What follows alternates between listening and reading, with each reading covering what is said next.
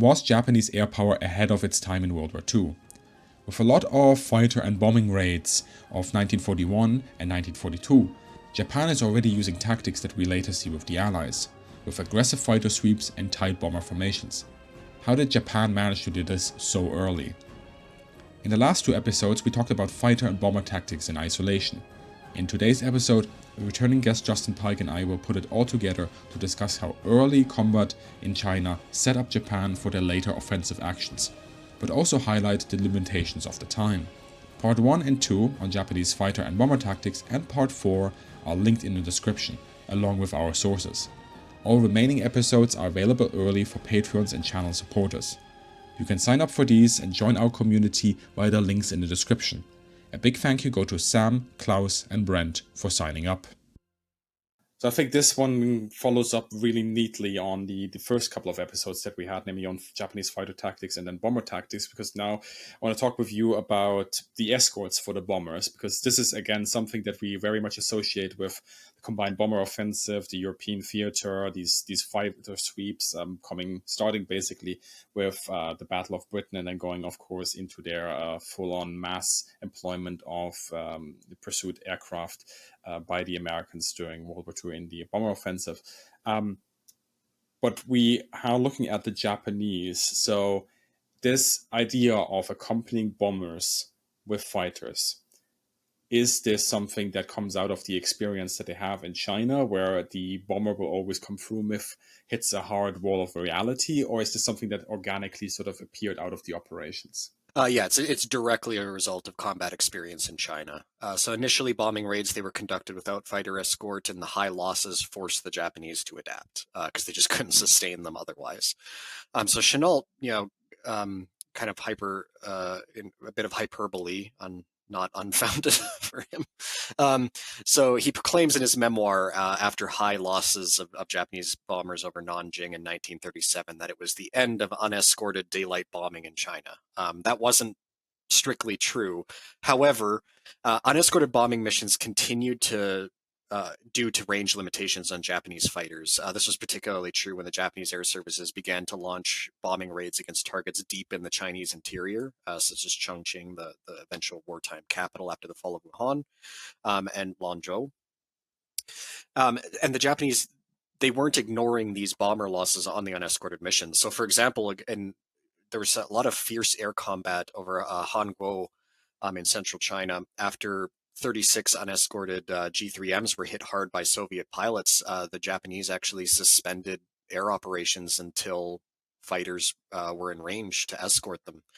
And then over time, you can see that the importance that the Japanese would place on fighter escort was actually influencing operational planning in the land war. They'd be like, hey, we're going to make this attack towards this forward airfield just because we want to base fighters there so that we can escort our bombers deeper into the Chinese hinterland. Chenault, who was he, just for the uninitiated? So he was, of course, at this time a advisor for Chiang Kai-shek, the nationalists, for their air force. And then, of course, he would become much more to prominence later once the United States joined the war. He was involved with, of course, the Flying Tigers, most famously. And various American air efforts in China. He was also the one that I guess, interesting detail about Chiang Kai-shek is that he really caught the air power bug real bad. And I think that was in large part because he liked Chenault more than Stilwell. And I can't really blame him personality-wise. But it's kind of an interesting thing. So you'd see, that's why you get some very strange requests from Chiang Kai-shek during the war. He's like, he just wants hundreds of fighters and everything. He's like, it'll fix everything.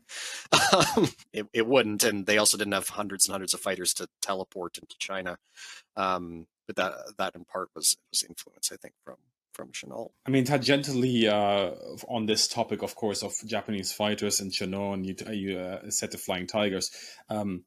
Did the Flying Tigers ever fight Zeros? No. No. You've heard it here first. Actually, it's already written in history. Yeah. They did not fight Zeros. However, why is Chenault always sort of put in linked to the Zero?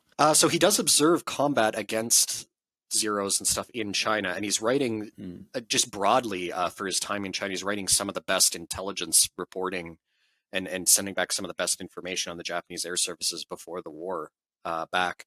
And he will claim in his post-war memoirs that he's totally ignored and everything like that. It's not quite the case. His stuff is getting places, and it is not totally out of line either with what other observers are saying. So this is a whole other discussion, and one day we'll sit down and we'll talk about interwar intelligence assessments, and I will sit here for 18 hours, and you'll want to kill yourself.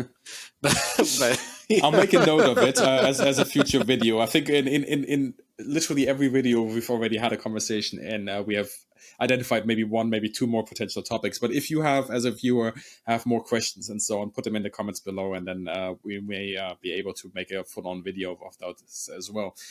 But coming back to the matter at hand, Japanese fighter escorts. Looking at the Navy here again, because again, we always have to remind ourselves there's the Navy and the Army Air Service with the Japanese, just like it was for the Americans, for example. What were sort of the main improvements coming out of this sort of period in China where they were operating with very sort of, well, we could say naive, but very sort of 1930s assumption that you see around the globe of air power, of unescorted bombers, and where did that take them? So beyond just saying, oh, they added fighter escort, which of course is, it takes a lot more effort than that, is of course the improvements in coordination, everything that we've mentioned before. But looking at the tactical level, you can see it very clearly by 42. It is very standardized. Japanese Navy bomber escorts were split into two distinct mission profiles. And this is something that actually I'm curious to ask you about, is how this compares to other air forces like the Luftwaffe. But the Japanese Navy would have a covering force. So this was the basically close escort. They flew above and behind the bombers and provided direct escort against attacks. And then there was an air control force that flew out ahead of the bombers to destroy any climbing interceptors, to go cause trouble in front of the bomber formations. And then there could be fighters placed to the left and right of the bomber formations in close escort as well, if they had the numbers on hand to permit it. Yeah, I think this is not a video that we could actually do then, comparing sort of the Japanese, the British, maybe the American, and also the German sort of development of that, because I think we'll, just as a quick answer here, I think we'll see that the development is very similar and comes out of the very similar sort of thinking, and also the same sort of problems that they have with then all sides coming up with this sort of close-in escorts plus fighter sweeps in front of the formation being the best thing if you have the amount of fighters available. But please continue. Yeah, and as far as, so once they successfully introduced fighter escort, it led to a significant drop in bomber losses over China. So just to compare two major operations, in the spring-summer of 1940, the Operation 101, which is a huge strategic bombing operation, lost and damaged G3Ms, so the Japanese Navy bombers, exceeded a prohibitive figure of about 10% by their own judgment, because they had no fighter escort. It was just too long range. They couldn't provide it. The Zero hadn't entered service yet. The following on Operation 102 in the summer of 41 had significantly lower loss rates, and that was attributed by the Japanese in large part to the introduction of the A6M, the Zero, to provide escort throughout the missions. They viewed that as the absolute key to why loss rates changed so dramatically between those two major operations. And it's worthwhile to say here that China did have some sort of fighter planes that were providing interceptor duties or interceptor capabilities, whereas their ground defenses in terms of AA weren't that great. Is that correct to say? Especially, I mean, considering that it's the 1930s, I would say that's an accurate assessment. Yeah, I guess we haven't really discussed much the scale of Chinese opposition. So, like, by the standard of the 1930s, like particularly Chongqing was like reasonably well defended as far as ground defenses go, but absolutely nothing compared to what you'd see later, and certainly like very effective ground-based defenses that you'd see later on. That probably the best thing about the Chinese system that Chenault helped set up was they had an excellent early warning system of like observers and everything like that would help them greatly. And then this is a whole other can of worms, but I'll just mention as well that like the Chinese were getting huge amounts of Soviet assistance, like hundreds of Soviet pilots, mechanics, hundreds and hundreds of modern Soviet aircraft, like absolute first rate for 1930s Soviet aircraft. So this conception that the Japanese were just beating up on this, like, completely defenseless China is not quite the case. Was China still the underdog in the air? Of course. But the Japanese were running into pretty significant Chinese and Soviet resistance throughout this 37 to 41 period. It tailed off after 1940 on the Soviet assistance side, and this is probably the dark years as far as the air war in China is concerned, where Soviet assistance is drying up. Western assistance hasn't really taken off yet. And this is where it's really dark days for the Chinese Air Force, 40-41. I mean, as always, judging sort of the capabilities of the time, we have to look at it sort of from that lens of the 1930s rather than the lens of 1944 and 1945. You can compare those, but you have to keep them in context and see sort of what their effectiveness was for this period in time, because obviously 1944, 1945, the capabilities there are much better indeed. But going back to the fighter sweeps and the sort of the fighter escorts, what sort of were the main assumptions there, and also the evaluations, for example, that foreign observers had? So even before the war in China, the Japanese air services placed a strong emphasis on the destruction of enemy air power. In their doctrine, both the Army and the Navy, particularly the Army, which actually explicitly laid out a doctrine of aerial exterminating action. And its objective was just, quote, the positive and autonomous surveillance and complete destruction of enemy aircraft in the air and while still on the ground at their airfields, end quote. So then once enemy air opposition had been neutralized, the Japanese Army Air Service would then switch over to close air support of the ground forces. Now, this doctrine survived with some revisions into the Asia-Pacific War. It was revised particularly after Nomonhan and lessons learned there. But for the most part, it functionally was still pretty similar. And Western observers, they noted there was a strong emphasis right from the outset of the war on neutralizing the Chinese Air Force, including priority targeting of airfields and as well trying to just shoot down Chinese fighters or aircraft anywhere they could be found. This was most evident early on with the Japanese Navy in central China, for the basic fact that they were fighting almost all of the early Chinese air opposition in central China, like around Shanghai, Nanjing. In the north, the Japanese Army Air Service was focused on close air support and interdiction because they were there was like no Chinese aviation in North China at this time at all, and they were largely focusing on just routing Chinese warlord armies in the north in front of the Japanese army advance. Now, fighter sweeps were a central feature of both the Army and Navy Air Service's efforts to neutralize the Chinese Air Force. Of course, the intention of a fighter sweep was to aggressively seek out and destroy enemy aircraft in the air and on the ground. Japanese fighters would strafe airfields within their area of operations. They'd confront any enemy air opposition that arose head-on. Now, to supplement these sweeps, the bombers would not only target enemy airfields, but they would also occasionally act as bait to lure interceptors into the air, at which point they would be swarmed by escorts that were waiting in ambush. So one example of this occurred on the 3rd of October, 1937, when 9 carrier-based dive bombers were sent on a raid against Nanjing, and they had the express purpose as acting as bait because there were 27 fighters, so an entire tie, waiting to spring the trap on any Chinese fighters that were unfortunate enough to intercept. Fighter sweeps and the targeting of airfields were viewed very positively by the Army and the Navy in China, and the latter explicitly considered it vital for the success of strategic bombing. They saw them as linked. One couldn't work without the other. I mean, we definitely see that sort of at the start of the war, not for China, but for the US and the Brits, for example. Then in 1941, at least in the start of the war in the Pacific, where the Japanese army specifically launches quite an aggressive sort of OCA, so offensive counter-air campaign in Malaya, all the way into fighting around Singapore. And also, I think you've noticed this also in our bomber episode that we've probably put out already, that the airfield targeting was something that the Japanese did really rather well, especially early on in sort of the Pacific War. But as we're already now in World War II, how do those tactics then of fighter sweeps and aggressive OCA campaigns sort of work out in the Asian Pacific theater 1941 following? So of course, anyone familiar with more familiar with the war against the Western Allies starting in December 41, I've been describing a lot of this. I'm sure it's very familiar to a lot of them because this is like right down to the letter, pretty much what they are doing in the opening offensives. As they are sweeping out to long range, they're sending in fighter sweeps, they're shooting down anything they can find, they're strafing airfields, they're bombing airfields in the Philippines, Malaya, and elsewhere.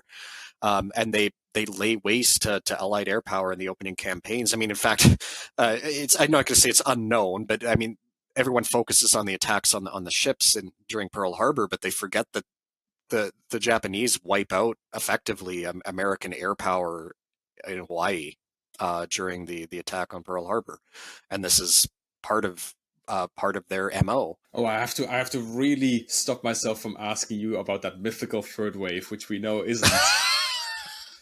Did never Oh exist, but my I know it's going to god! come up, and that is actually another video topic that I will note down now. Okay, We are going through new video topics as as we go by. But please continue. Sorry, I interrupted you.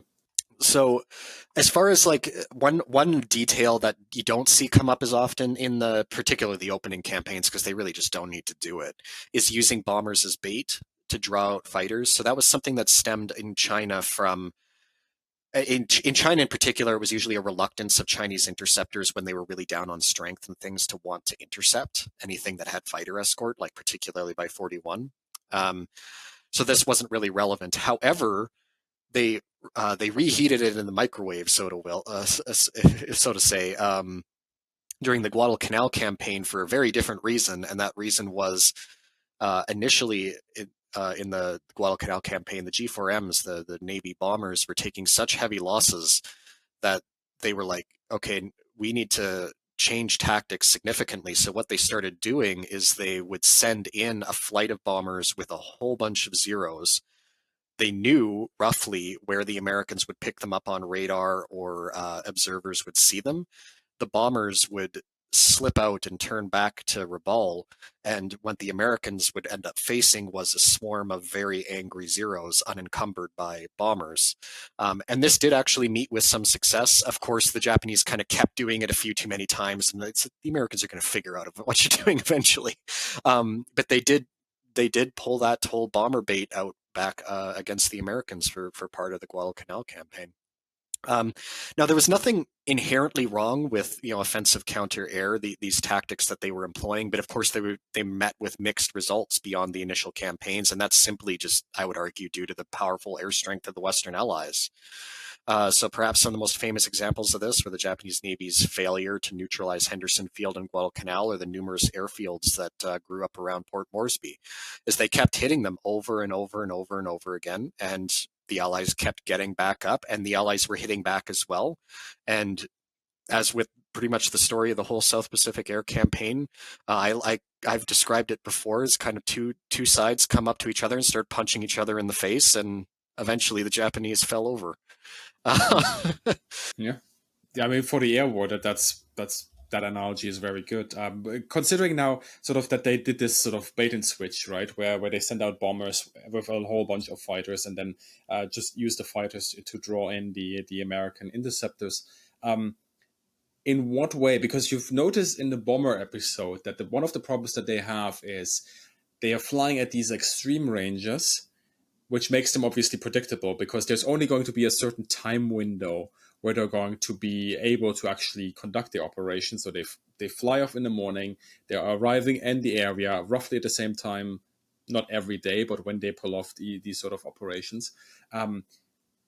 Does this not create also sort of problems for the fighters then of sort of attritionally speaking, this distance that they have to fly, plus then the losses that they will surely sustain in combat compared to sort of the Allied losses? And then, of course, we have to factor in the whole strategic situation with the Japanese not really being able to re-equip their fighter wings as quickly. Yeah, like as far as the Guadalcanal campaign goes, I mean I've described it before as an unrelenting nightmare for the Mm. Japanese Navy Air Service. I mean, imagine you're like a Zero pilot. You have to get up really early in the morning. You may or may not have, be dealing with recovering from malaria or something fun like that because you're in the South Yeah. Pacific.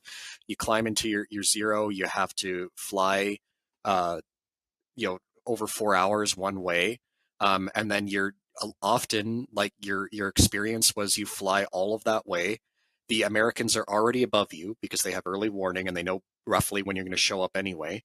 They make a Mm. diving pass through your formation. They shoot down a bunch of your bombers. You barely get to return any fire because they just dive away.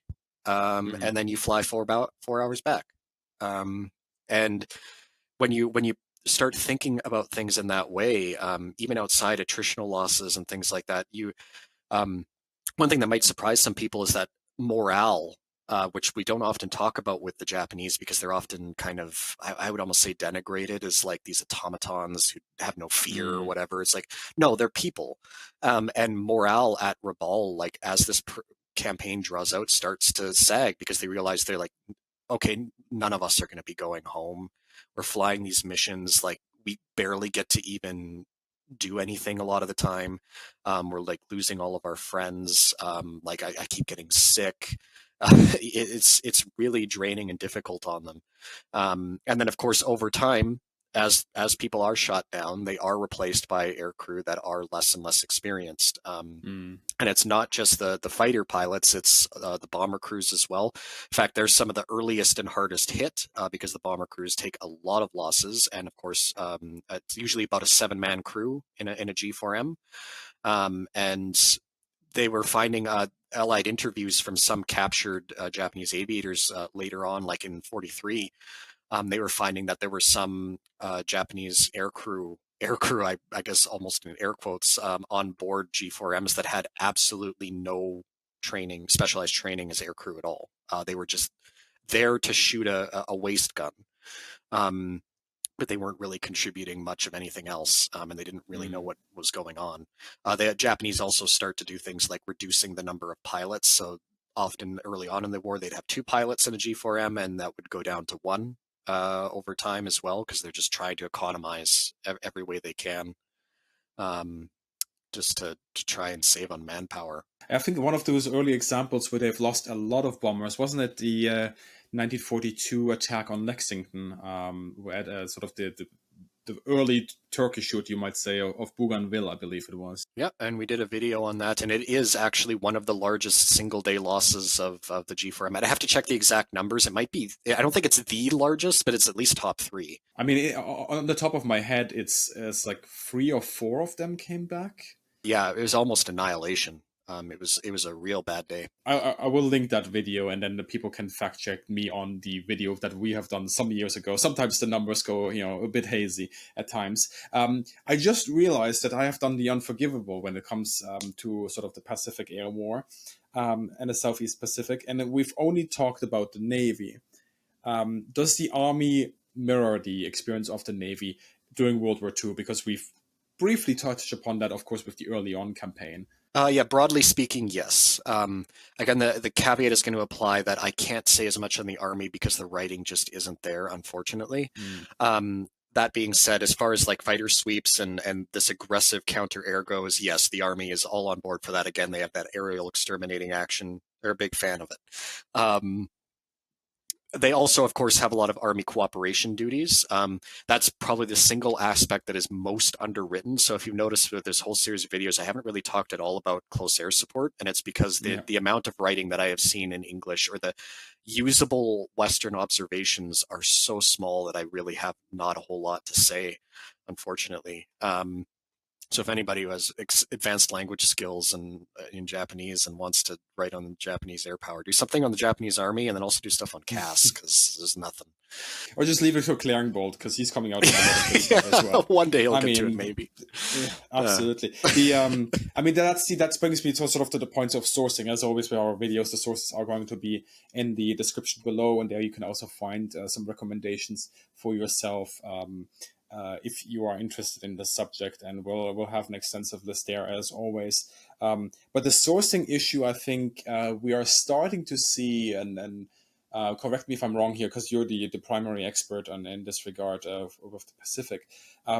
We have 2 historiographies. We have the Japanese historiography of the air war and the war in general in Japanese, and we have then, of course, the Anglo-American, with, of course, Australia, New Zealand, and all these subsidiaries of the British Empire. Some people are going to get angry that I said that, attached to that as well. With with their history. But a lot of the stuff that English-speaking historians, of course, have to rely on, and initially that was that was probably a good thing that that information was available, is intelligence reports and interrogation and what basically was translated, which was not a lot from Japanese. But now, coming to my point, is that we're starting to see the Japanese historiography opening up a little bit more, and that things get translated, or also that researchers that have Japanese language skills go over there and come up with some very interesting observations that completely shatter some of the things we've known before. And it's a slow process, but it is happening. I mean, it's taking decades, literally. Like as with certain areas that aren't seeing like huge amounts of movement very quickly in the historiography, it does just take years and decades to course correct. And we are kind of entering that period where there are people like Michael Claring-Bold or John Lundstrom did decades ago, where they're starting to cross-reference records, which for anyone studying any air campaign, if you want to know specifics, like roughly as far as they can be known, how many aircraft are being lost on both sides and everything, you have to be looking at the operational records and cross-referencing them between both sides. You just, there's no other way to do it properly. And hopefully, like into the future, I hope there's just still, we just continue that trend and there's more people talking back and forth. I know there's a pretty lively, if not those small community of aviation historians that some study are specializing in the American stuff, some study specializing in the Japanese or other nations that were involved, and they're constantly talking back and forth. There's a book coming out that I don't know how it'll be yet because it's not out yet, that I saw that's going to be like the first volume of stuff on the air war in China, written by a couple of Chinese gentlemen, and I'm really excited to read that, to see what they'll bring to the table on that side of things. And I think it's pretty exciting, even if it is again moving along slowly. And yeah, like, I mean, I even picked up some cool stuff when I was over in Japan. My Japanese is atrocious, but I can have a look at, I bought an entire book because of course, you know, my undying love is the G3M. And I bought an entire giant book on it that I've looked through, and it's lots of beautiful photographs and everything like that. And maybe one day more of that'll come into English. So yeah, I want to emphasize again that, like, when I'm pointing out that like over relying on American overclaiming is a problem, it's not me singling out the Americans. It's just, from speaking from a historical perspective, it's just a limitation in the sourcing that leads to skewed conclusions.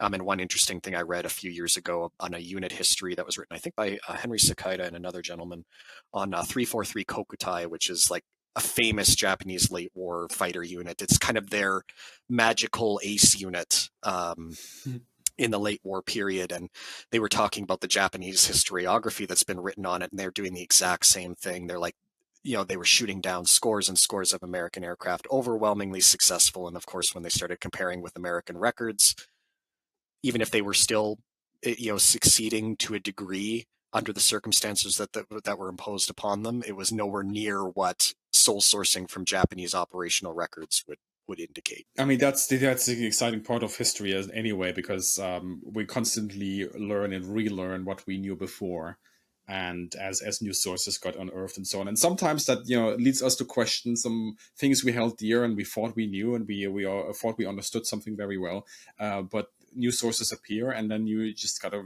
reevaluate everything you knew, and that's just part of history. So if you have any questions on this topic, or want to provide additional feedback, some additional insights as well, put them in the comments below. As always, we're always interested to see those. And if you have the sources on that, even better, put them with the comments. That would be absolutely fantastic. Big thank you here also to the channel supporters and the patrons for making this possible. It is your contribution that allows us to take time off in our days and do these videos. And also a big thank you here once again to Justin, because you're the one that actually brings this expertise on the Japanese and the Pacific Air War to the table. And thank you for your time. And as always, everyone, have a great day and see you in the sky. See ya. We hope that you enjoyed this episode, and if you want to get a hold of all remaining episodes early, support us via Patreon or channel memberships. You can sign up for these and join our community via the links in the description.